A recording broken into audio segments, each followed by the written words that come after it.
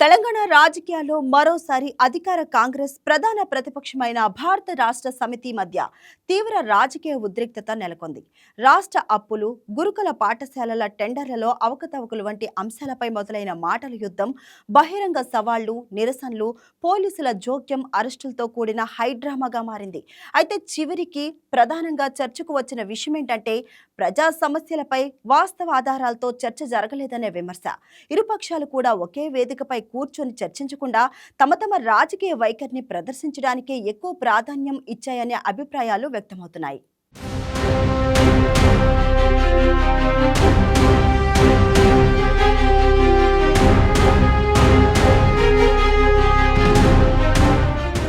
రాష్ట్ర ఆర్థిక పరిస్థితి, అప్పుల భారం, గురుకుల పాఠశాల నిర్మాణాలకు సంబంధించిన టెండర్ల వ్యవహారంపై కాంగ్రెస్ బీఆర్ఎస్ మధ్య కొంతకాలంగా ఆరోపణలు, ప్రత్యారోపణలు కొనసాగుతున్నాయి.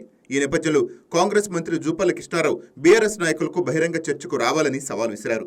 దీనికి స్పందించిన బీఆర్ఎస్ వర్కింగ్ ప్రెసిడెంట్ కేటీఆర్, మాజీ మంత్రి తన్నీర్ హరీష్ రావు చర్చకు సిద్ధమేనని ప్రకటించారు. తమ వద్ద అన్ని పత్రాలు, గణాంకాలు, ఆధారాలు ఉన్నాయని చెబుతూ కాంగ్రెస్ చేస్తున్న ఆరోపణలకు బహిరంగ వేదికపై సమాధానం చెబుతామని పేర్కొన్నారు. అనంతరం ఇరు పార్టీలు తమ తమ వేదికలను నిర్ణయించుకున్నాయి. బీఆర్ఎస్ నాయకులు తెలంగాణ భవన్లో సమావేశమై అక్కడ నుంచి గన్ పార్కుకు వెళ్లి చర్చలో పాల్గొంటామని ప్రకటించగా, కాంగ్రెస్ మంత్రులు గన్ పార్క్ వద్దకు చేరుకుని అక్కడే చర్చ జరగాలని పట్టుబట్టారు. ఈ పరిణామాలతో ఉదయం నుంచి హైదరాబాద్లోని తెలంగాణ భవన్, గన్ పార్క్ పరిసరాల్లో భారీగా పార్టీ కార్యకర్తలు చేరుకున్నారు.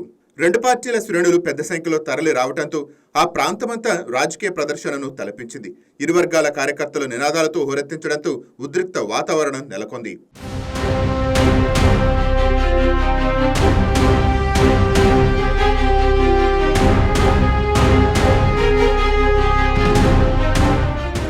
ఈ పరిణామాల్లో కీలక మలుపు మాజీ మంత్రి హరీష్ రావు గన్ పార్క్ వైపు బయలుదేరిన సమయంలో చోటు చేసుకుంది.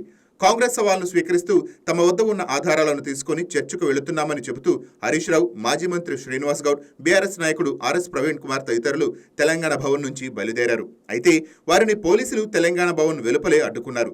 శాంతి భద్రతల సమస్యలు తలెత్తే అవకాశం ఉందని పేర్కొంటూ వారిని అదుపులోకి తీసుకుని పోలీస్ స్టేషన్కు తరలించారు. పోలీసుల చర్యపై బీఆర్ఎస్ తీవ్ర అభ్యంతరం వ్యక్తం చేసింది. తాము ఎలాంటి నిరసనకు లేదా ఘర్షణకు వెళ్లటం లేదని, కేవలం కాంగ్రెస్ మంత్రులు విసిరిన సవాల్ను స్వీకరించి చర్చలో పాల్గొనేందుకే వెళుతున్నామని హరీష్ రావు మీడియా ముందు చెప్పారు. తమను పోలీసులు అడ్డుకోవటం ద్వారా ప్రభుత్వం బహిరంగ చర్చను తప్పించుకుందని బీఆర్ఎస్ ఆరోపించింది.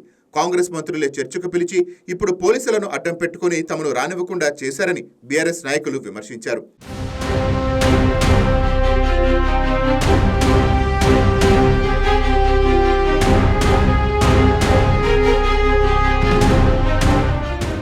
మరోవైపు కాంగ్రెస్ నేతలు మాత్రం బీఆర్ఎస్ చేస్తున్న ఆరోపణలను ఖండించారు. గన్ పార్క్ వద్ద కాంగ్రెస్ మంత్రులే వేచి ఉన్నప్పటికీ బీఆర్ఎస్ నేతలు చర్చకు రాలేదని వారు ఆరోపించారు. ప్రజలకు సమాధానం చెప్పాల్సిన అంశాలపై బీఆర్ఎస్ వెనక్కి తగ్గిందని వ్యాఖ్యానించారు. చర్చకు సిద్ధమని ప్రకటించిన బీఆర్ఎస్ చివరకు రాజకీయ నాటకానికి మాత్రమే పరిమితం అయిందని కాంగ్రెస్ నేతలు విమర్శించారు.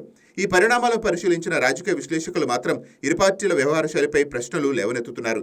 ప్రజలకు సంబంధించిన కీలక అంశాలైన రాష్ట్ర అప్పులు, ఆర్థిక నిర్వహణ, గురుకుల పాఠశాల టెండర్ల పారదర్శకత వంటి విషయాలపై నిజంగా చర్చ జరిగి ఉంటే ప్రజలకు ఉపయోగకరంగా ఉండేదని వారు అభిప్రాయపడుతున్నారు.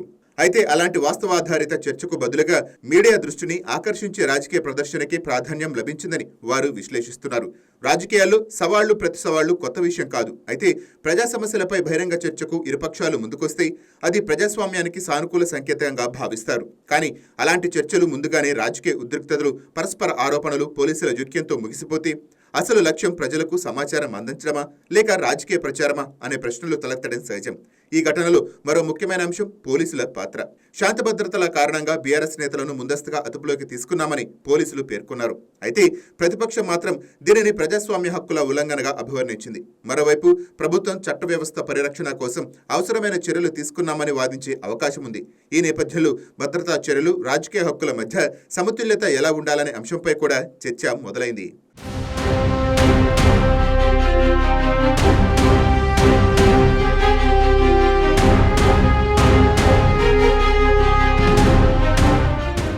ప్రస్తుతం తెలంగాణ రాజకీయాల్లో కాంగ్రెస్, బీఆర్ఎస్ మధ్య పోటీ మరింత తీవ్రంగా మారుతున్న సంకేతాలు కనిపిస్తున్నాయి. అధికారంలో ఉన్న కాంగ్రెస్ తన పాలనను సమర్థించుకోవడంతో పాటు గత ప్రభుత్వంపై విమర్శలు కొనసాగిస్తోంది. మరోవైపు ప్రధాన ప్రతిపక్షమైన బీఆర్ఎస్ ప్రభుత్వ నిర్ణయాలను ప్రశ్నిస్తూ ప్రజల్లో తన రాజకీయ ప్రాధాన్యాన్ని నిలబెట్టుకునే ప్రయత్నమూ చేస్తోంది. ఈ పోటీ కారణంగా ఇలాంటి బహిరంగ సవాళ్లు, రాజకీయ ప్రదర్శనలు మరింత పెరిగే అవకాశం ఉందని రాజకీయ పరిశీలకులు భావిస్తున్నారు. అయితే ప్రజల దృష్టిలో మాత్రం అసలు ప్రశ్న అలాగే మిగిలిపోయాయి. రాష్ట్ర అప్పుల వాస్తవ పరిస్థితి ఏంటి? గురుకుల పాఠశాలలో టెండర్ల అవకతవకలు జరిగాయా? జరిగితే వాటిపై ప్రభుత్వం తీసుకున్న చర్యలు ఏమిటి? ప్రతిపక్షం వద్ద ఉన్న ఆధారాలేంటి?